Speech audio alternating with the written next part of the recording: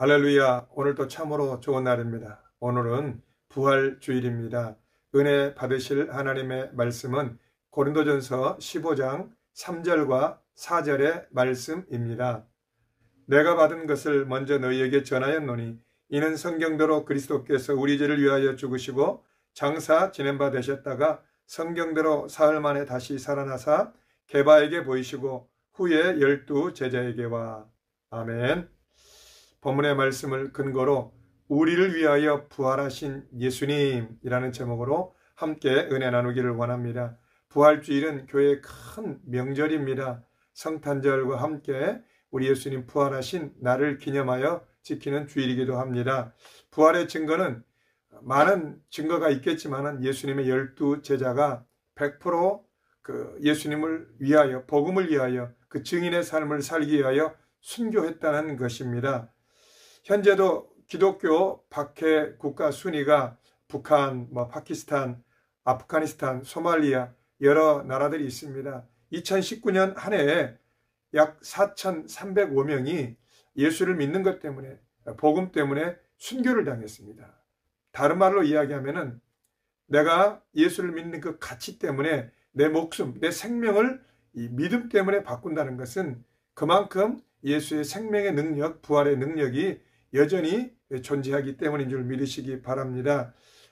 오늘날 크리스찬들에게는 예수님의 부활에 있어서 개인적으로 확실하게 부활을 믿는 사람도 있지만은 많은 크리스찬들이 예수님의 부활을 확실하게 인정하기에는 조금 믿어지지 않는 면이 있고, 그렇다고 또 예수님의 부활을 부인하자니 그건 아닌 것 같고, 다른 말로 이야기하면은 내 머리로는 예수님의 부활을 인지하고 인정하지만은 난 개인적인 믿음으로 정말 이 부활이 확실하다고 믿는 그 믿음은 또 별개인 것을 봅니다. 그래서 내가 그 부활의 믿음을 확실히 믿기보다는 예수님이 부활하신 것을 내가 믿고 싶다 하는 그런 수준에 있는 신앙인이 있을 수도 있는 것을 보게 됩니다. 첫 번째, 우리를 위해서 예수님이 부활하셨는데 부활의 법칙에 대해서 잠깐 은혜 나누기를 원합니다. 목사님들 되신 분들 중에 그 목사님 되신 분들의 코스가 있습니다. 우리 1세대 한국교회 목사님들 중에 일제와 6.25, 특별히 6.25 전쟁을 통하여서 그 생사의 기로에서 죽음 직전에 그 소원 기도를 통하여 목사가 되신 분들이 많습니다. 예를 들면 광림교회 올로 김선도 목사님 경우에도 인민군으로 징집이 되었다가 다시 대한민국 군의관으로 바뀌어지는 과정 가운데 극도의 위험과 생사의 고락을 넘나드는 그 사선의 절체절명의 위기에서 주님, 내 목숨 살려주시면 내 남은 목숨 주님을 위하여 드리겠나이다. 그렇게 해서 사선에서, 전장에서 정말 예수님께 내 생명을 걸고 소원 기도를 하여서 건진받은 많은 분들이 목사님이 되셔서 훌륭하게 목회를 하시는 것을 볼 수 있습니다. 또한 많은 목사님들 중에 폐병이 걸려서 그 폐병에 죽을 병에서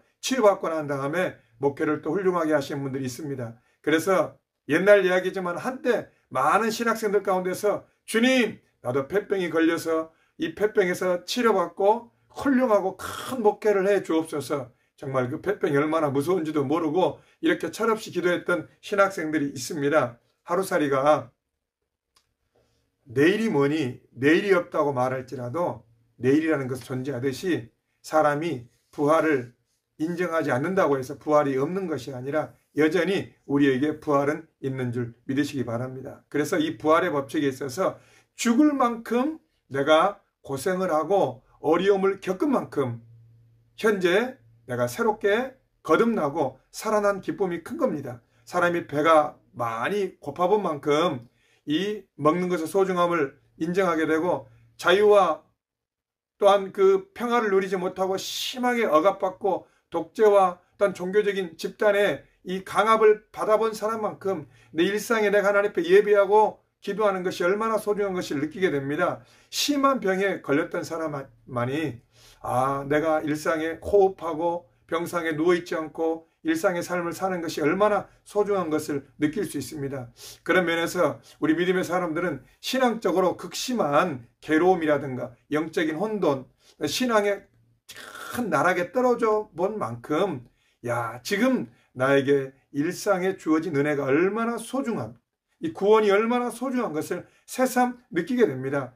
보네퍼라는 독일의 신학자가, 목사님이 값싼 은혜는 회개 없는 용서의 설교요, 공동체의 징계가 없는 세례요, 죄의 고백이 없는 성찬이요, 개인의 참회가 없는 죄사함이다. 예수님의 은혜는 값싼 것이 아닙니다.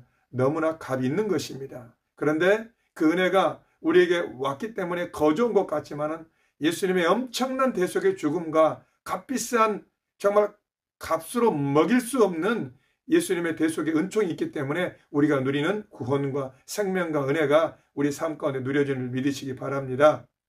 우리는요, 지금 신앙적으로 많은 겪는 갈등과 고민, 쓰러짐과 연단을 통하여서 그 이후에 예수 그리스도의 부활을 경험하는 과정이기도 합니다. 그래서 우리는 우리 인생의 어려움이라든가 내 삶의 한계, 내일이 안 보이고 미래가 안 보일지라도 어떤 면에서 하나님 편에서는 이것은 부활을 위한 어떤 전주, 부활을 위한 가정일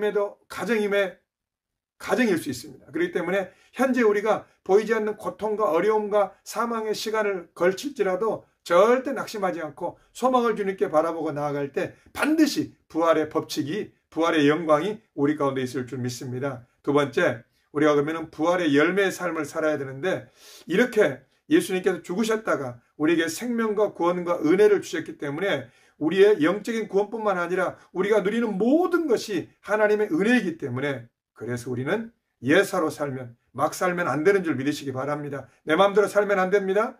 믿음으로 살아야 됩니다. 말씀대로 살아야 됩니다. 하나님의 뜻대로 살아야 됩니다. 왜?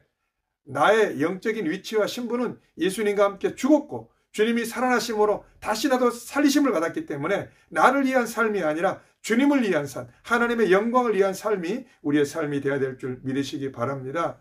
우리의 신앙이 그런 의미에서 환경과 상황과 어떤 형편에 너무 좌우지되면 안 됩니다. 코로나 때문에 우리의 예배 생활이 너무 지장받는 것도 정말 우리가 부활의 경험을 한 사람인가 질문해 봐야 될 것이고, 당장 먹고 사는 것 때문에 하나님에 대한 믿음과 그 신앙의 정절을 쉽게 중요하지 않는 것 때문에 흔들린다는 것은 정말 내가 예수와 함께 죽고 부활의 경험을 했느냐를 다시 한번 질문해 봐야 되는 것입니다.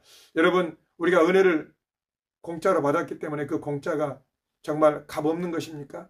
정말 큰 것은 다 공짜입니다. 물도 사서 먹긴 하지만 과거의 물도 공짜고, 우리가 호흡하는 공기도 공짜고, 태양도 공짜고, 구원도 값을 매길 수 없기 때문에 우리에게 은혜로 주신 줄 믿으시기 바랍니다. 신민기서의 말씀에 너희가 가나안 땅에 들어가 배부르고 좋은 것을 먹게 될 때에 내가 이것을 얻었다 착각하지 말라고 했어요. 하나님께 너에게 재물 얻을 능력을 주셨다고 했어요.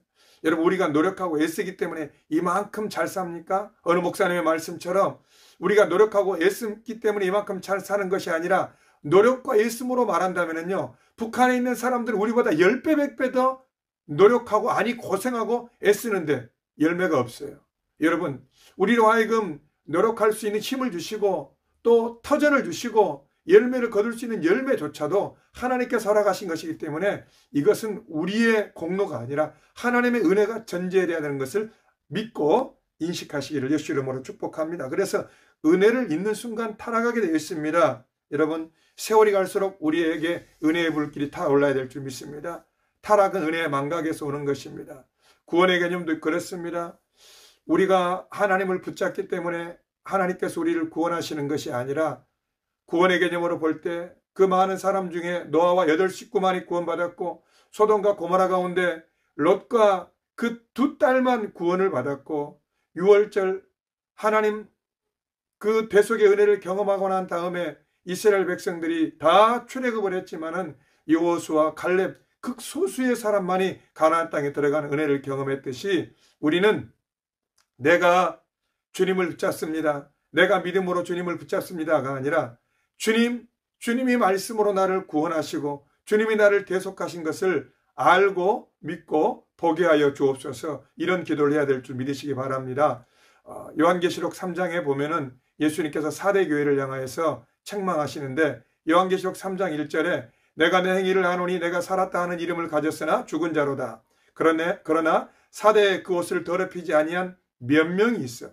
사대에 다 옷을 더럽히고 신앙의 정절을 잊어버리고 영적인 잠에 잤는데 그 옷을 더럽히지 아니한 몇 명이 있다고 했는데, 이 사대교회는 시기적으로 말하면은 1500년도 종교개혁 전후의 시기를 이야기할 수 있습니다.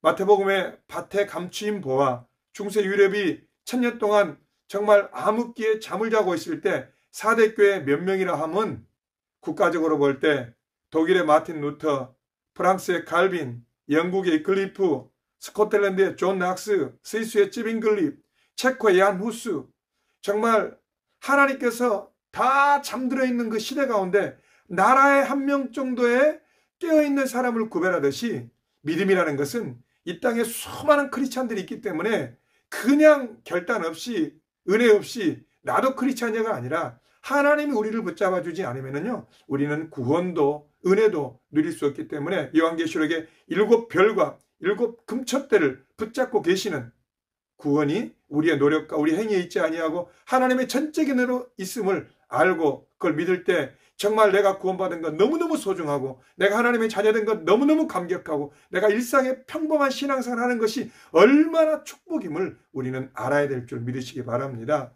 세 번째, 부활의 관점에 대해서 살펴보겠습니다. 미국에서 최근에 아시아인들 혐오해서 많은 아시아인들이 어려움을 당하고 있습니다. 전철 안에서 사람을 기절시키기도 하고 지나가는 여성을 발로 걷어차 정말 기절시키기도 하는 이런 미국의 아시아인에 대한 혐오가 있습니다. 근데 미국만 있는 것이 아니라 엄밀히 따지면 우리나라에서도 다는 아니지만은 탈북자라든가 아니면은 세터민이라고 하죠. 세터민이라든가 조선족 아니면 외국인 근로자, 타문화간에서 온 분들을 우리 국민들이 한 단계 내려보는 그런 죄된 습성이 있습니다. 미국인들만 그런 것이 아니라 유럽인들만 백인 우월주의를 주장하는 것이 아니라 동일하게 우리나라도 이렇게 열등하게 사람을 내려다보는 그런 죄성이 우리 안에 있습니다. 한데 고린도후서 5장 17절에 누구든지 그리스도 예수 안에 있으면 새로운 피조물이라 이전 것은 지나갔으니 보라 새 것이 되었도다고 이야기했는데, 우리가 예수 밖에서 예수를 4대 성인 중에 한 명으로 알고 그저 그런 분이 아니라 예수님을 요셉의 아들 육신의 모습으로 볼 것이 아니라 우리의 구원자 하나님의 아들 정말 메시아로 우리가 알듯이, 우리 또한 나와 우리 이웃을 바라볼 때 육신의 모습이 아닌 새로운 모습으로 우리를 봐야 될 줄 믿으시기 바랍니다.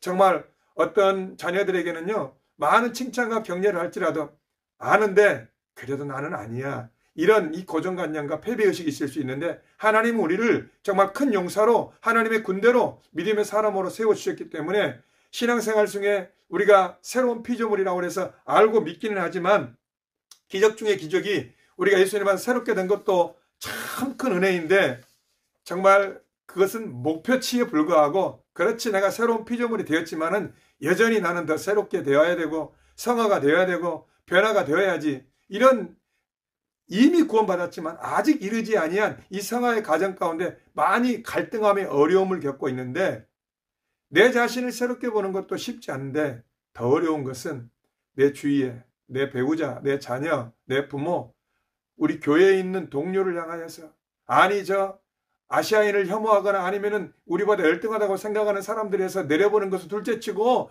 우리 교회 안에 있는 사람 중에서 우리의 고정관념을 가지고 그 사람을 새롭게 보지 못하는 이 연약함을 우리는 새로운 법칙으로 뛰어넘어야 될 줄 믿으시기 바랍니다. 여러분, 예수님의 관점으로 정확하게 따지자면 우리는 구원받을 사람이 한 명도 없습니다. 그래서 예수님은 의인을 부르러 온 것이 아니요 죄인을 불러 회개시키러 왔다. 삭개오의 집에 들으시고 막달라 마리아에게 가시고 세리와 죄인들을 향해서 가시고 실패한 베드로를 향해서 다시 기회를 주시고 끊임없이 실패하고 넘어진 사람을 향해서 그래 너 주저앉아라, 너는 안 되겠다, 자격 미달이다가 아니라 그리스도 예수 안에 있으면 새로운 피조물이라고 우리에게 요청하시고 그렇게 봐주시는 은혜가 있는 줄 믿으시기 바랍니다. 마치 부모가 아직 발달이 더디고 또 사람 노릇하지 못하는 자녀를 바라볼 때 실망해버리지 않고 끊임없이 그 자녀를 기대하고 바라보듯이 하나님께서 우리 자신을 향하여 우리 이웃을 향하여 새로운 피조물로 보시는 것처럼 우리 자신 또한 나 자신에 대해서 자학하거나 연민하거나 죄책감에, 거룩한 죄책감은 있어야겠지만은 그런 이 자기 연민에 빠질 것이 아니라, 그렇지, 나는 부족해도 하나님 나를 새로운 피조물로 보신다. 나 또한 그럴 뿐만 아니라 내 이웃 또한 하나님이 새로운 피조물로 보시기 때문에 내가 육신의 모습으로 나보다 더 열등하다고, 나보다 더 못 배웠다고, 나보다 더 재산이 없다고, 나보다 더 못생겼다고 사람을 구별하고 차별하는 것이 아니라 하나님의 시각으로 새롭게 되는 은혜가 있어야 될 줄 믿으시기 바랍니다. 이 부활절을 통해서, 예수님이 부활절을 통해서 영광을 받으실 뿐만 아니라 이 부활절은 실은 우리에게 주신 것입니다. 우리에게 부활의 법칙을 알고 부활의 열매를 통해서 부활의 관점을 가지고 날마다 이 부활절을 통하여 우리가 예수 안에서 새롭게 되어서 예수님을 닮아가기 원하시는 것이, 힘있게 나가기를 원하는 것이 하나님의 뜻인 줄 믿으시기 바랍니다. 이 한 주간도 예수님 부활하셨습니다. 그가 부활하신 예수님이 저 여러분들을 새로운 피조물로 받으시고 새롭게 하시길 원합니다. 주저앉지 마시고 새롭게 높은 곳을 향해 저 천국을 향하여 십자가를 바라보고 승리하고 용기 내는 환경과 형편에 좌우지되지 않고 승리하는 여러분 되시기를 예수님의 이름으로 축복합니다. 할렐루야. 아멘.